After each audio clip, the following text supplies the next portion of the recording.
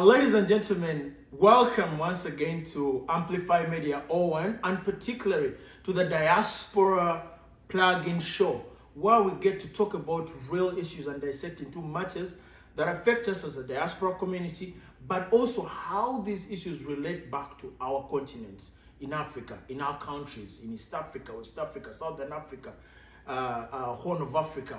We talk about politics, we talk about business, we talk about agriculture, we talk about employment, we talk about immigration, and several other things. And today, I'm delighted, very, very delighted, by the way, to have hosted my brother, Bala David Bwiruka. He will tell you more about himself, but at least he's my fellow alumni at Africa's giant university, Makerere University, the best university in Africa, and which also scores well globally. My brother, Bala, you're welcome. Pleasure is mine. Yeah, could you start by telling maybe viewers briefly more about yourself beyond what I've said? You know, some of the things are pretty big for me to actually talk about as once my dear president, but maybe you could speak to that. Yeah, thank you very much, Patrick, and the people that run this program. Like you introduced me, my name is Bala David Bwiruka. I am certainly a simple man with a very simple profile, but what is very outstanding, I am a member of the Alliance for National Transformation, and very proud about that. And is that ANT? Absolutely. Does it still exist? Are you not aware? Okay. I will. And I think that's briefly about myself. Maybe as we go in these issues, we'll get to know people, get to know me, I'll get to know people. But okay. For now, great. It's good. Thank you. I'm really, really excited having you, Bala, by the way. You know, you remind me of the time you were campaigning for Guild President in 2015? Absolutely. And you had this saying of the tiger has emanated. Mm-hmm. Oh my gosh, so crazy days back in the days. But welcome to the show. So, like I told you, we're going to be digging more into Uganda's politics, the current, and how in one way or another as the diaspora community we should be, involved, we should be interested, we should be concerned with what is happening, because we remit a lot of money back home, for starters. Actually, Uganda's economy largely in one way or another depends on remittances from Ugandans in the diaspora. We have families, we are concerned in many ways. So recently we have seen the international community coming out loud on the violations of human rights in Uganda. Actually, we've seen the international community. I would actually like to understand from you, what do you take or what do you make of the international community's stance on Uganda's political developments and its implications for the country's future? We saw a few months ago World Bank ceasing its support to Uganda, partly because of the passing of the Anti-Homosexuality Act, but also citing several other human rights violations. We've seen in the past, several human rights reports that have, cited things rating from illegal arrests, silencing the press and the media, freedoms of expression. And what is your stance in that? Yeah, first and foremost, I think it's very absurd that as a country we are getting to be known because of human rights violation. One of the reasons that pushed General Museveni after the 1980 elections to go into the bush was abuse for human rights by the former governments. And that came out so vividly, and he galvanized and mobilized the young people to go to the bush and fight. And when he took power, he promised that it is not only a mere change of guards, but actually a fundamental change. So down the road, if he is a victim, or is propagating abuse for human rights, he's at the core. His stay in power is because of coercion abuse of human rights. I think it's very absurd that he has degenerated to that extent. And I am very happy that for a long time we have been making noise as Ugandans about abuse of human rights, and little attention has been given to, you know, our cries. So I am very partners who fund particular projects which are critical in Uganda's economy have come out to say no. I think we cannot fatten the oppressor anymore. So for me, I think that is it's a step in the right direction, first and foremost. Okay, just to quickly come in, when you say, and this is not only you, I think majority of Uganda's opposition actually does subscribe to the notion that yes, the West should stop or its funding to Uganda, or, you know, like donors need to hold. But do you guys actually have an idea on the kind of funding you're talking about? For example, much of World Bank's funding is what is funding Uganda's infrastructure projects, roads, right? For example, Uganda's healthcare system, about 60% of Uganda's healthcare system is donor funded. Look at the HIV/AIDS response in Uganda. It's funded by PEPFAR, the Presidential Emergency Relief Fund, actually for the US President's Emergency Relief Fund, something like that. And several other European Union funding. Like look at, for example, I think, is it the Kampala, Jinja, that whole road network, northern bypass road network that will stretch up to Jinja. It's funded by the European Union. So if you guys celebrate the fact that the West is pulling out, rather donors are pulling out, do you know, like have you thought about the impact, you know, on a normal Ugandan? I think that we can use so many words, but I don't, at a personal level, not as a party, but as a personal level, I see no impact. You are talking about roads. We have some of the most expensive roads in the world, or on the continent of Africa, but value for money, zero. You are talking about the health sector. The health sector in Uganda is literally dead. It is non-existent. We cannot use such scapegoat reasons to justify, misuse of money. Yes, the World Bank has been funding the health sector, different infrastructure, but where is that money? In any case, if they stopped funding, who would lose? Because much of the money goes to West through corruption. You are wasting donor money. We are wasting donor money. Because a huge chunk, look at all the reports from the Auditor General's report, all those reports indicate that this money is put to a waste.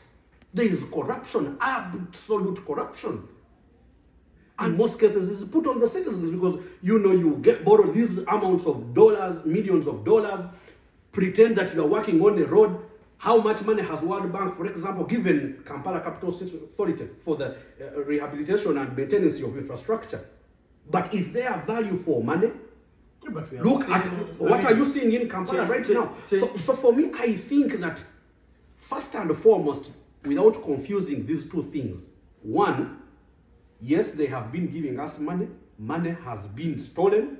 It has gone to waste, meaning they do not need to continue facilitating the process of corruption in the country. Two, they have used this same money to buy support, to buy campaigns, to buy people off, to buy, literally for the General Museveni to buy his stay in power. He uses much of this money, which comes from donors, which is diverted.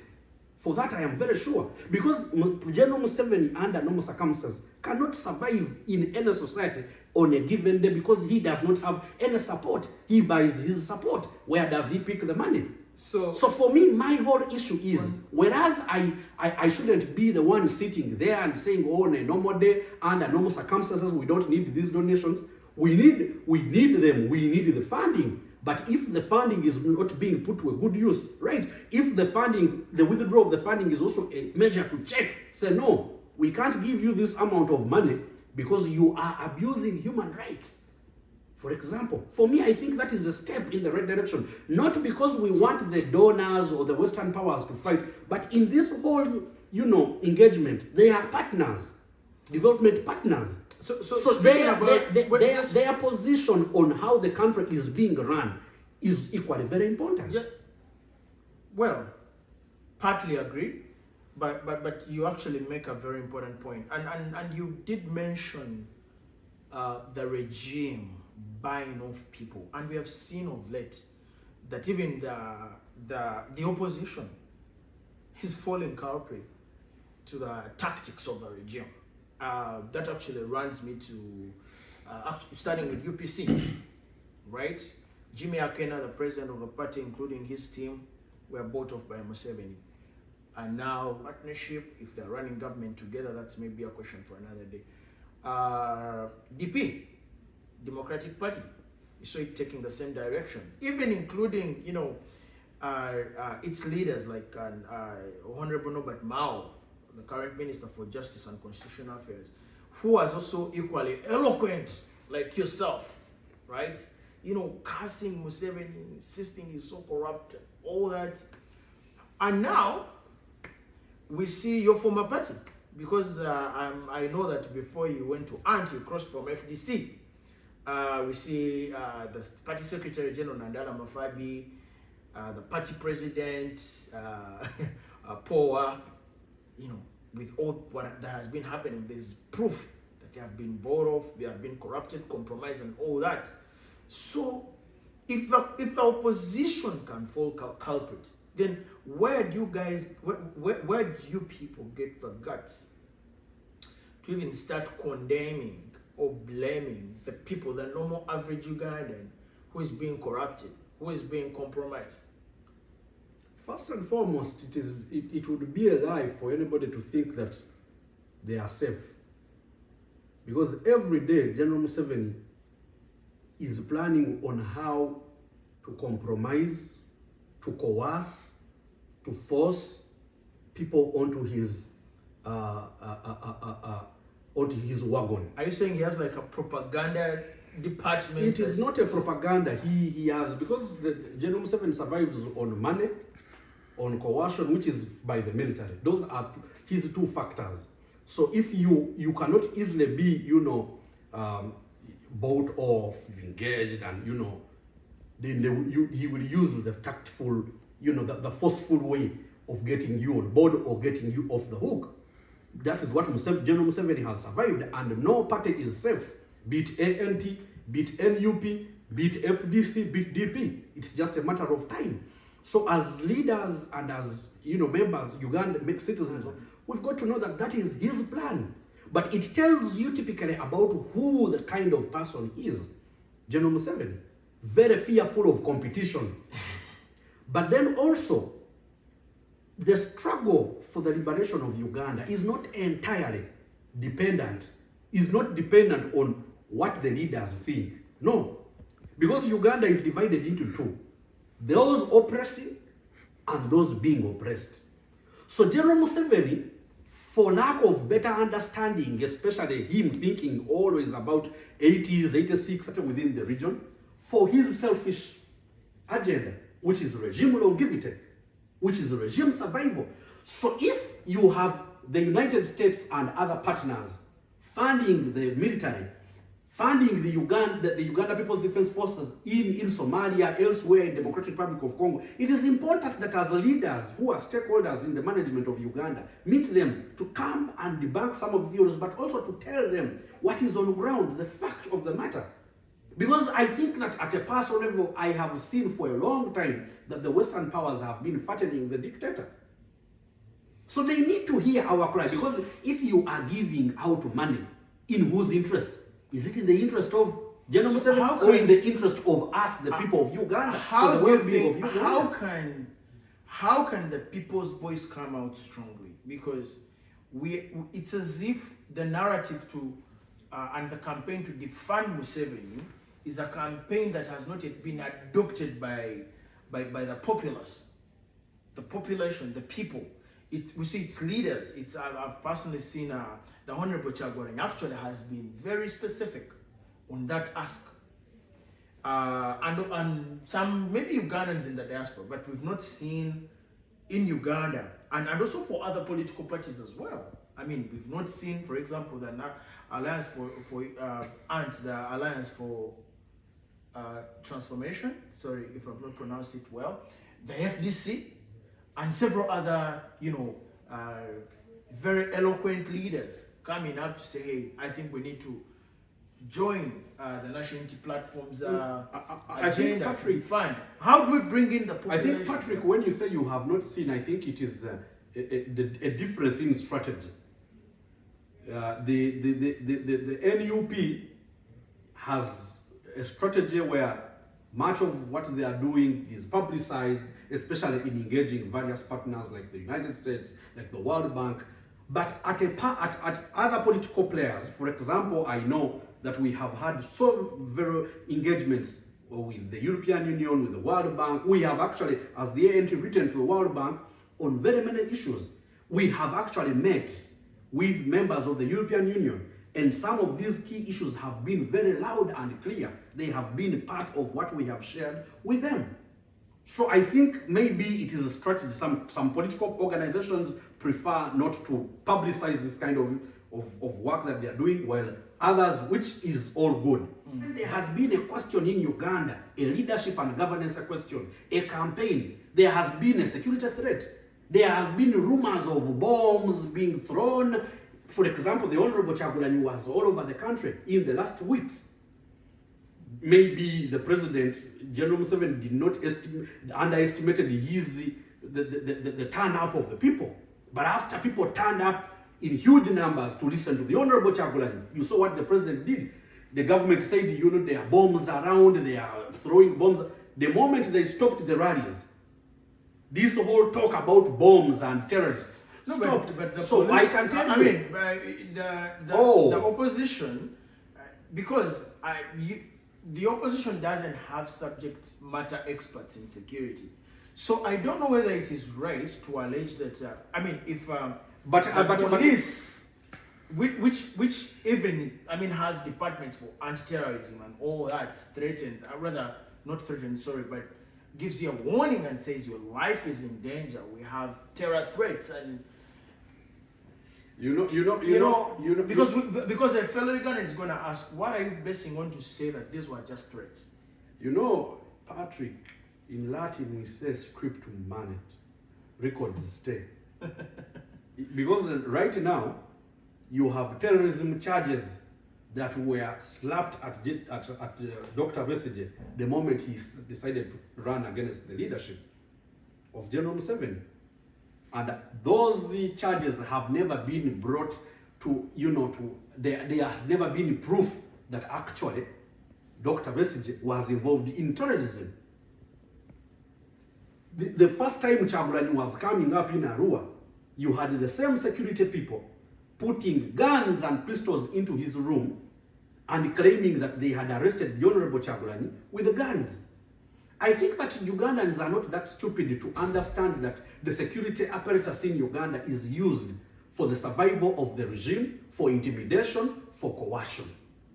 So we will tell, and we have the spirit of discernment. Yes, we have the spirit of discernment to tell when there is a lie and when there is truth. But for the current situation, we know that MPs in Parliament after NRM, from the opposition. They have majority MPs as far as the opposition is concerned. What do you make of that visit? How significant, how strategic? What should a Ugandan know? Of those strategic engagements? Because this is Washington. Those are conversations with Uganda and Washington now, right?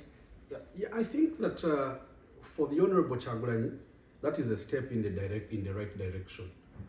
I have read, I hope you have read a book by Daniel Kanachi, Kizza Besigye and Uganda's Unfinished Revolution. Besigye talks about the September 11th bombing of the US, which changed the trajectory and the perception of and the move of the United States and the Western powers, especially towards allies and partners like Africa. Because at that time, the US talked about democracy, human rights, good governance. But after the September 11th, the United States started focusing largely on the security question. So because of terrorism, because of insecurity, General Museveni has been using that bait to play around with the US, to play around with the Western powers. That is why every time they anybody has talked to Museveni about human rights abuse, about governance, just hold it. Every time General Museveni has been told about abuse of human rights, bad governance, he has threatened to withdraw the soldiers from Somalia. He has threatened to withdraw from Central African Republic. His army has been playing a key role.